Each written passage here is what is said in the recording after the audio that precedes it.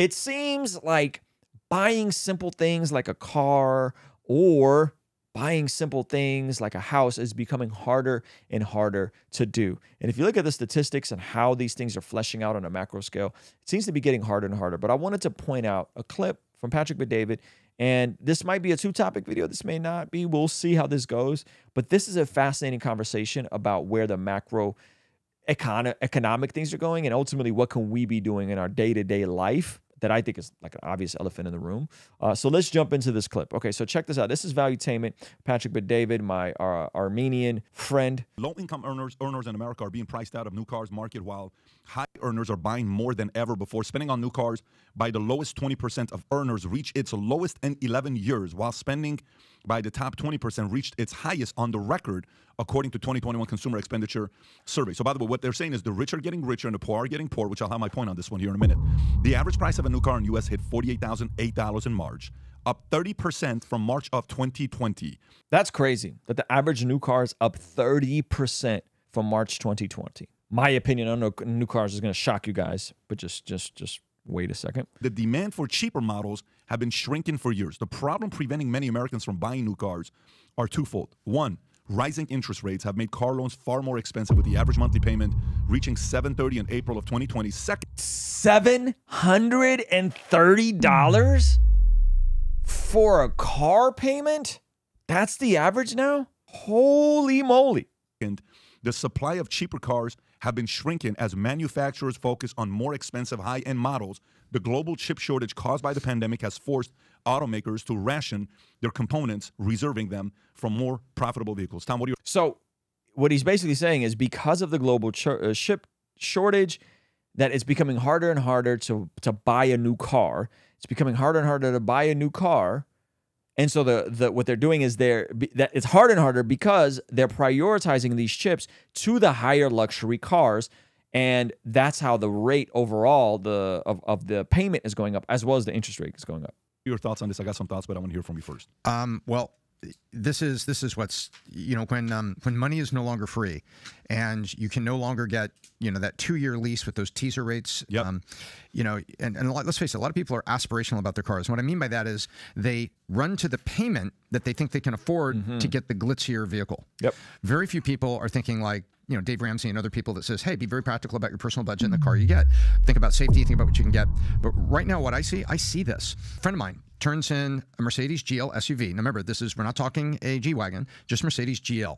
And he had it on a 3-year lease in the name of his company. He goes into the dealer and he says, what's my buyout on this? Because the vehicles are expensive. I'm just going to buy the vehicle. And he says, give me the number. And he said, well, we'll give you 2 numbers. Here's the buyout number that's in your contract, and here's $15,000. He said, what's the $15,000? We will buy that vehicle from you right now for $15,000. That's crazy. He said, yeah, but if I walk back in the door to get another new one on lease, what's that going to be? And so the economics didn't add up. And so he paid about $48,000, bought out the Mercedes GL, had very low miles on it after 3 years. And then it's like, oh my gosh, the high-end cars, the demand is there to the point that was a local Mercedes dealership wanted to do that. The average person can't do that, though. No, the average person can't do that, but that's the point they're making about what's happening in the high end. Now, on the low end, what's happening is the American public has been a payment-based public. Right, the average person is payment based. Oh, I can afford that payment, so I can get something a little financing everything, financing everything, yeah. And they do the payment to lifestyle. I can afford that payment, so I want to step up so I can get the lifestyle out of it. And what's happening is the interest rates are up. This is a sickness of the highest order. Yuck! I am going to step up in lifestyle, and that is the mentality of most people. So the fact that the average car note is $730, like that's an insane amount of money. And the little mini lease and the cheap lease, 2-year, 3-year lease, the party's over. And now they're having to go in and look at, wow, that's $48,000 plus 10% and everything. So that's 53 out the door. And I'll put, $5,000 down if they've got that. So 45,000 over 5 years, bingo, $700, and it's, and there's the pinch point. And I think the pinch point is the reality. And the average American doesn't want to go in and get the base model, Toyota Corolla. That's not what they want. You don't have a choice. But here's what I will tell you.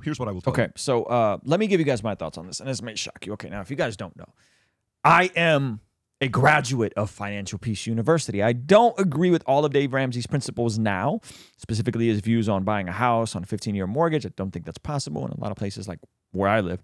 But the first 3 baby steps, I think, are money. Okay, baby step 1, $1,000 emergency fund. Baby step 2, debt, snowball your debts from the lowest balance to the highest balance, knocking them out as quickly as possible to build momentum.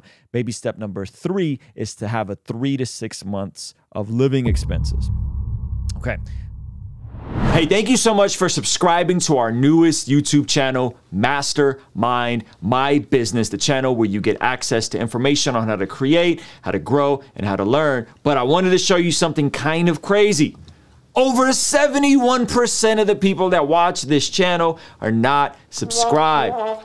Please consider subscribing, turning that bell notification on so you don't miss anything. All right? I appreciate you. Here's my big thought. Most of what we are presented in culture, in society, about a plethora of topics, whether it's nutrition, whether it is financial literacy, whether it is relationship, is actually the opposite way of how these things work. Basically, the stuff you're told is going to work for you is a lie. The idea that what you need to do is get a car payment that's a reliable vehicle with 0 miles, yada, yada, yada.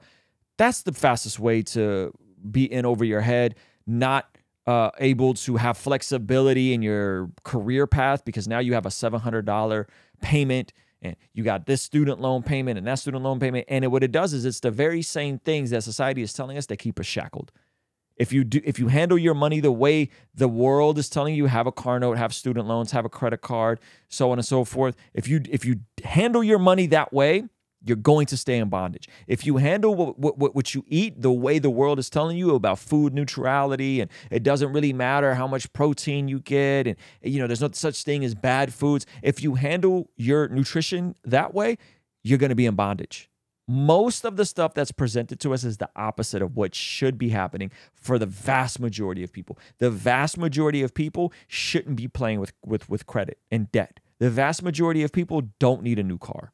You don't need a car payment. You need to get out of that car payment as quickly as possible. You need to pay that thing off as quickly as possible. Why? Because when you reduce your overhead, say you need $5,000 a month with your car note, with your student loans, with your credit card payment, all these different things. Your overhead has to be $5,000 a month. That means you need to make $60,000 a year just to survive, okay? When you can knock out those massive expenses, an average $700 car note, a $500 student loan payment, an additional $300 in credit cards, you could reduce that $1,500 a month off your budget. Now you can survive off of substantially less money. You could live off of $3,500 a month. When you could live off of less money, you could take more risks to go start that side hustle, more risks to go start that business, more risks to go work with that friend that has a startup company. Maybe you're not the entrepreneur, but you can go be the number 2, 3, 4 at someone else's company. You create flexibility and margin on top of building an emergency fund. So imagine with me, if you had no car payment, if you had no student loans, if you had no credit card, and if you had 6 months of living expenses in the bank right now, how would your life look different? What could you be able to do? What issues could you avoid? And so a lot of this stuff about this, you need a car note and you need a new car, you need this, is just completely opposite of what people who are successful do. So I haven't had a car payment in a decade.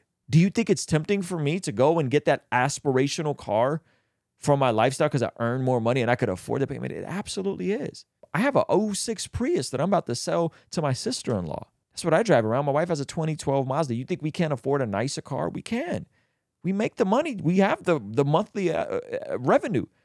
But we're delaying that gratification to save up for something that we actually want and pay for it in cash. Right? And so I think this entire conversation is so dangerous for most people's financial success, most people's financial freedom, most people's financial mentality, is that you're told the opposite of what's beneficial for you. You're told that you need a car payment. It's a good way to build credit. You need a reliable vehicle. What you actually need to do is grind it out for 6 months, scrape together a couple $1,000s, and go buy a car that you could pay off, that you own in cash. Don't tell me you can't do it. We just saw our niece do it. She went, she saved, she worked her face off. In the middle of all of these massive increases with used cars, in the middle of the pandemic, she got herself a $10,000 car and paid cash for it. My niece did this. She did this when she was like 21. My nephew is buying an $1,800 used Acura with 160,000 miles on it. This stuff is possible. It's just you're indoctrinated in thinking you need a car payment because you want that aspirational thing. No. What you do is you suppress the desire for aspiration. You suppress the desire to flex. You suppress those desires. Why? So that you can be wiser, more disciplined, more restrained with your choices. And then down the road, you can get that car you want. You could get that house you want. But by the way, the fastest way to build wealth is through buying assets. How are you going to buy assets if all your money is going to debt? And by assets, I mean you could buy assets in starting your own business. You can buy assets in buying, some sort of CD or some sort of financial investment or getting into a home. That's the fastest way to actually build wealth, believe it or not. And so if you are looking at these things and you're like, something smells fishy, it does. The whole system is fishy. It is fishy because it's the opposite of what you should be doing, right? It's the opposite of what you should be doing. So the moral of the story is, hey, live a restrained, disciplined life. Delay the gratification. Don't be just a consumer. Be someone that's a producer. Wait to get the things you want. If you could apply this with food, you'll win with food and nutrition. If you could apply this with money, you win with money. If you could apply this in your dating relationship, you'll win in your dating relationship. Do the opposite of what the world is doing. Do the opposite of what broke people are doing. And by broke, I don't mean low income. There are people who make $100,000 a year and they're broke because they live paycheck to paycheck. Is a creative business a good asset? It depends. It depends. Me getting debt free was one of the best things I ever did because it reduced our overhead. I think when we got debt free, our overhead was like, I want to say $2,500 a month. Like that, as a young family, we were able to live off of $2,500 a month. Me, my wife, who was a stay-at-home mom, and my son. And I knew at those numbers, we got out of debt 2013, the beginning of 2013. And then I quit my job in 2015. I knew I could make $2,500 a month doing my own business. And so it was the right risk to do a creative business. And then the music, I pivoted from that, and then I was able to land at YouTube. And so, yeah, I do think it's an asset, but it's a different type of asset because the asset that I've built is more tied around my reputation and my ability to either make content, have interesting conversations, go speak, do meetups, that sort of thing. So it's a different type of asset, right? It's not the same as like you develop a product. In creative stuff, usually you are the product or you are the service. Different type of asset, all right? I know two guys who pay $1,300 a month for a truck, $1,600 for a Benz, and they both rent.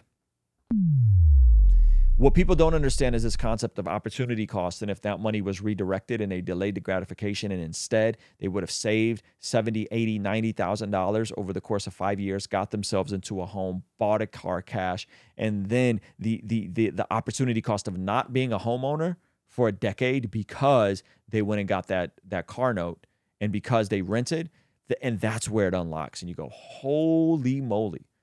The disparity in wealth and who can get into owning their property or acquiring assets is huge. Hey, this is a segment from our daily after party stream. Consider partnering with us online for as little as $5 a month to get access to these daily after party streams completely unedited. You'll also get access to our podcast as they are streamed live into the community before anyone else gets to see them, get to interact with our guests, get access to our private Discord server, and a discount code for our store for as little as $5 a month. Ultimately, that will help towards helping us continue contextualizing the gospel using media and podcast here on YouTube. All right, I'll see you over there. Peace.